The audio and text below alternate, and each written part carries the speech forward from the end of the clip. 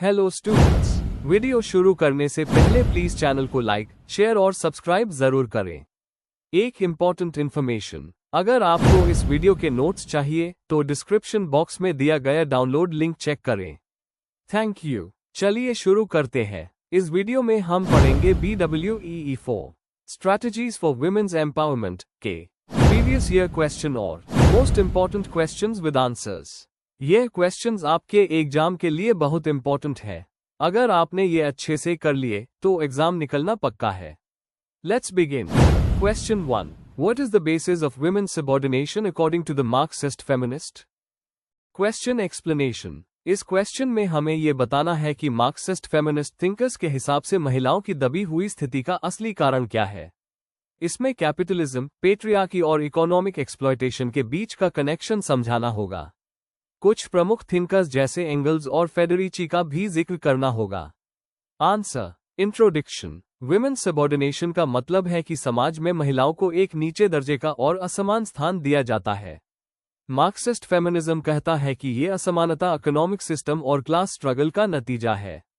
इनका कहना है कि कैपिटलिज्म और पेट्रियार्की मिलकर महिलाओं का शोषण करते हैं। फ्रीडरिक एंगल्स, सिल्विया फेडरिची जैसे थिंकर्स ने इस पे गहरा विचार किया है। इस आंसर में हम देखेंगे कि कैसे इकोनॉमिक स्ट्रक्चर महिलाओं के दबाव को बनाए रखता है। Main body. 1. हिस्टोरिकल मटेरियलिज्म और महिलाओं का दबाव। मार्क्सिस्ट फेमिनिस्ट हिस्टोरिकल मटेरियलिज्म का यूज करके समझते हैं कि महिलाओं की स्थिति अलग अलग इकोनॉमिक सिस्टम में कैसे रही है। एंगल्स ने अपनी किताब the origin of the family, private property and the state में कहा कि महिलाओं का दबाव तब शुरू हुआ जब प्राइवेट प्रॉपर्टी और क्लास सिस्टम का उद्गम हुआ। शुरुआत के समय जब समाज समन्वय में था, प्रिमिटिव कम्युनिज्म, तब महिलाओं का स्थान बराबर था। लेकिन खेती और प्राइवेट ओनरशिप के आने से पेट्रियार्की शुरू हुई। 2. कैपिटलिज्म और महिलाओं के श्रम का शोषण। मार्क्सिस्ट फेमिनिस्ट्स कहते हैं कि कैपिटलिज्म अनपेड डोमेस्टिक लेबर पे चलती है, जो ज्यादातर महिलाएं करती है। घर का काम जैसे बच्चों की देखभाल, खाना बनाना, सफाई, ये सब बिना सैलरी के होता है। मार्गरेट बेंस्टन कहती है कि ये लेबर इनविजिबल है पर इकोनॉमी को चलने में बहुत जरूरी है। इस वजह से महिलाएं इकोनॉमिक इंडिपेंडेंस नहीं पा पाती है। 3. पेट्रियार्की और क्लास स्ट्रक्चर का कॉम्बिनेशन। कैपिटलिज्म के साथ साथ पेट्रियार्की भी एक अलग सिस्टम है जो महिलाओं को कंट्रोल करता है। दोनों सिस्टम्स मिलकर महिलाओं के शोषण को बढ़ावा देते हैं। जैसे काम की जगह पर महिलाओं को कम सैलरी मिलती है और उन्हें हायर पोस्ट्स मिलना मुश्किल होता है। डुअल सिस्टम्स थियरी बताती है कि पेट्रियार्की और कैपिटलिज्म एक साथ काम करते हैं। 4. रिप्रोडक्टिव राइट्स पर कंट्रोल। महिलाओं के रिप्रोडक्टिव राइट्स पे कंट्रोल भी उनके दबाव का एक जरिया है। सिल्विया फेडरिची ने बताया कि कैसे सोसाइटी और रिलीजन के थ्रू महिलाओं की बॉडी कंट्रोल की जाती है। जैसे कॉन्ट्रसेप्शन, अबॉर्शन राइट्स या मैटरनिटी बेनिफिट्स, सब पर रिस्ट्रिक्शंस होती है, खासकर गरीब महिलाओं के लिए।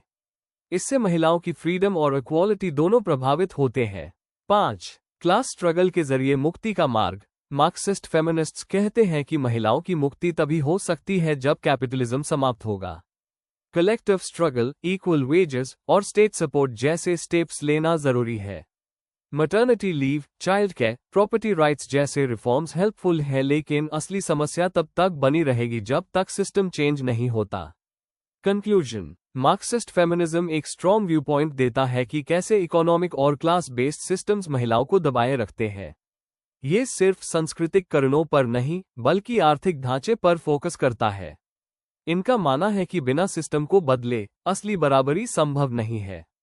इस दृष्टिकोण को समझना जरूरी है ताकि हम जेंडर इनइक्वालिटी की जांच तक पहुंच सकें। अगर आपको इस वीडियो के नोट्स चाहिए तो डिस्क्रिप्शन बॉक्स में दिए गए डाउनलोड लिंक को जरूर चेक करें। Thank you. Let's see the next question. Question 2. Discuss the significance of literacy for women's empowerment. Question explanation. इस क्वेश्चन में हमें यह समझाना है कि महिलाओं के एम्पावरमेंट में लिटरेसी का क्या रोल है।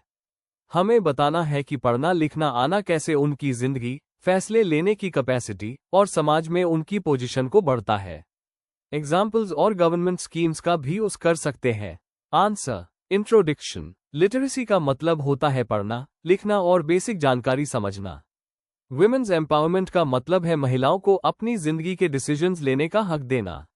लिटरेसी इज एम्पावरमेंट की बेसिक रिक्वायरमेंट है। जब महिलाएं पढ़ लिख जाती है तो वो अपने और अपने परिवार के लिए बेहतर फैसले ले सकती है। पाउलो फ्रायर जैसे थिंकर्स ने लिटरेसी को आज़ादी का जरिया कहा है। Main body. 1. लिटरेसी एम्पावरमेंट की नींव। लिटरेसी से महिलाएं अपने अधिकारों और अपॉर्चुनिटीज के बारे में जानकारी हासिल करती है। वो डेमोक्रेटिक प्रोसेस में एक्टिवली पार्टिसिपेट करती है, जैसे वोटिंग या लोकल इश्यूज पर अपना कहना।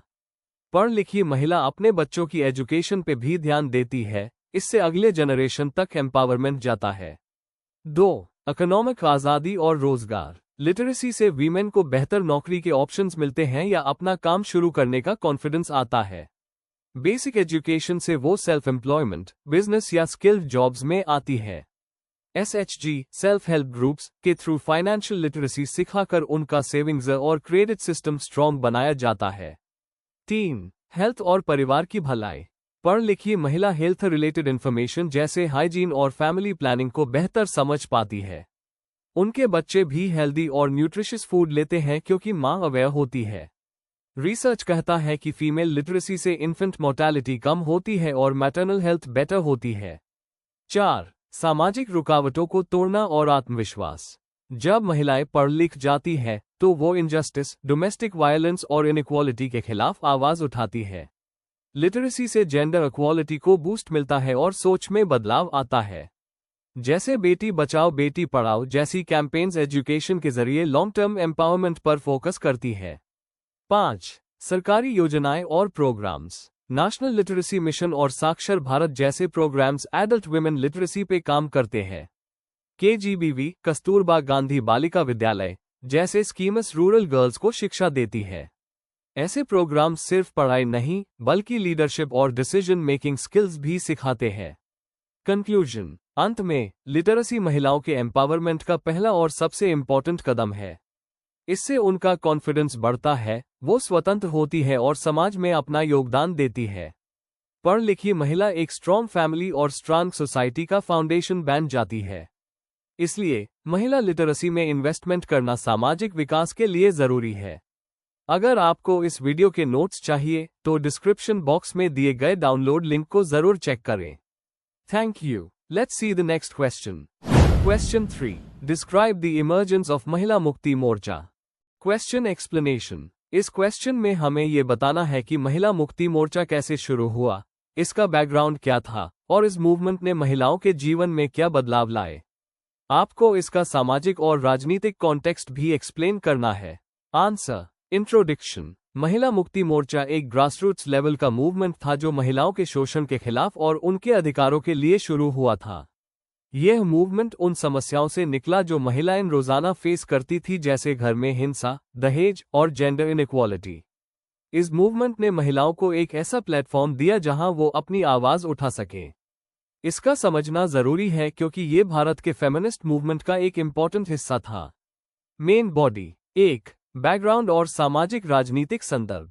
1970 और 1980 के दौरान भारत में जेंडर के इश्यूज पर अवेयरनेस बढ़ने लगी थी। चिपको मूवमेंट, एंटी डाउरी प्रोटेस्ट्स और रेप के खिलाफ आंदोलनों ने महिलाओं को इंस्पायर किया मोबिलाइज होने के लिए। ऐसे ही एक समय में महिला मुक्ति मोर्चा का जन्म हुआ, खासकर उन इलाकों में जहां महिलाओं पर ज्यादा दबाव और अत्याचार था। 2. फॉर्मेशन और प्रेरणा के कारण। यह मूवमेंट ज्यादातर रूरल और ट्राइबल बैकग्राउंड की महिलाओं के द्वारा शुरू किया गया था। इसका उद्देश्य था पॉवर्टी, हिंसा और न्याय की कमी के खिलाफ लड़ना। महिलाओं ने मिलकर एक प्लेटफॉर्म बनाया जहां वो अपने दर्द को शेयर करके संघर्ष कर सकें। 3. लक्ष्य और गतिविधियां। मूवमेंट के फोकस एरियाज थे जेंडर बेस्ड हिंसा, समान वेतन, भूमि के अधिकार और शिक्षा का एक्सेस। इन्होंने अवेयरनेस कैंपेन्स, स्ट्रीट प्रोटेस्ट्स और ट्रेनिंग वर्कशॉप्स का आयोजन किया। लोकल लेवल पर महिलाओं को जोड़ने और उनकी सोच बदलने पर भी काफी जोर दिया गया।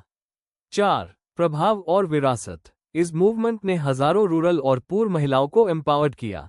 इन्होंने लोकल पॉलिसी मेकिंग पर भी प्रभाव डाला और महिलाओं की आवाज को पॉलिटिकल स्पेस में जगह दी। महिला मुक्ति मोर्चा ने कलेक्टिव स्ट्रेंथ का एक उदाहरण दिया जो आज भी फेमिनिस्ट एक्टिविज्म को इंस्पायर करता है।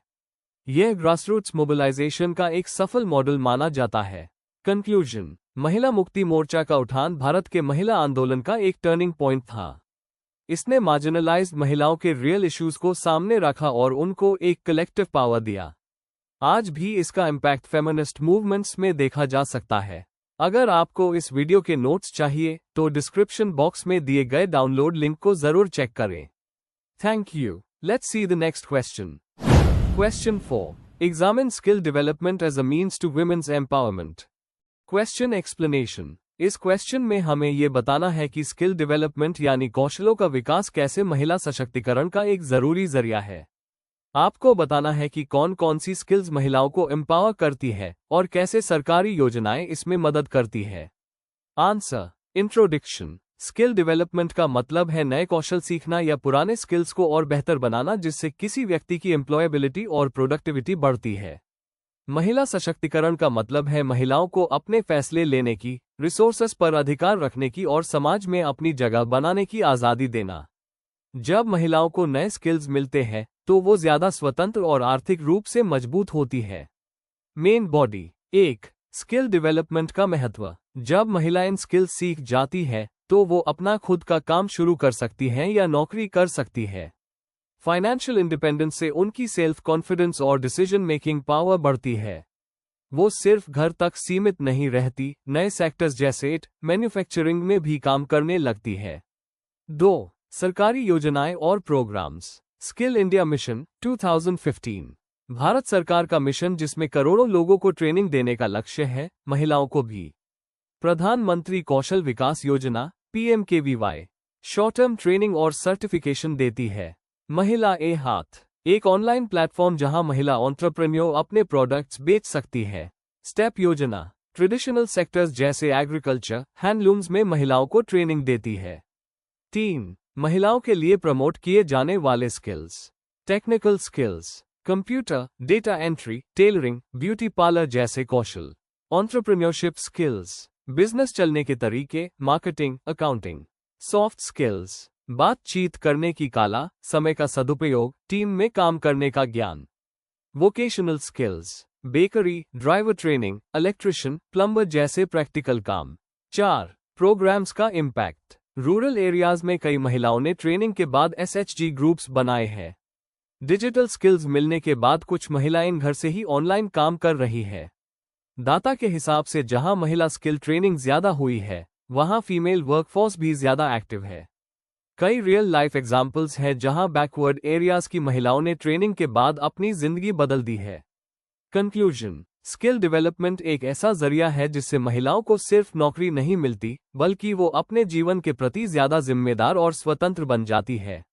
जब सरकार और समाज मिलकर इसमें योगदान देते हैं तो इसका असर पूरे समाज पर पड़ता है। इसलिए महिलाओं में स्किल्स का विकास एक लॉन्ग टर्म एम्पावरमेंट का रास्ता है। Before we end, please like, share and subscribe the channel for more such study materials and one important information अगर आपको नोट्स चाहिए तो डिस्क्रिप्शन बॉक्स में डाउनलोड लिंक दिया हुआ है, जरूर चेक करें। Thank you.